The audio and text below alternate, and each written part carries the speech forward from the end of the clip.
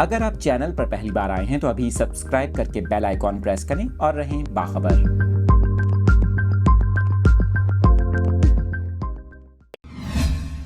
آپ کے ساتھ لیٹسٹ اپڈیٹس شیئر کر رہے ہیں کراچی کے موسم کے حوالے سے۔ آپ کو بتائیں کہ کراچی میں اگلے 3 روز کے دوران مطلع ابرآلود رہنے اور گرج چمک کے ساتھ بارش کا امکان ہے۔ محکمہ موسمیات کے مطابق مغربی ہواؤں کا سلسلہ جنوبی بلوچستان اور سندھ میں برقرار ہے، جبکہ یہ سسٹم 1 مئی تک سندھ پر اثر انداز رہ سکتا ہے۔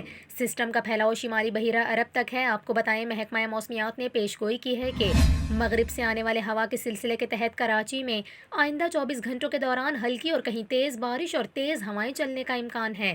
محکمہ موسمیات نے کراچی میں اس لہر کے دوران موسلا دھار بارش کا امکان مسترد کر دیا، تاہم سندھ کے بالائی علاقوں میں تیز بارش کا امکان ظاہر کیا ہے۔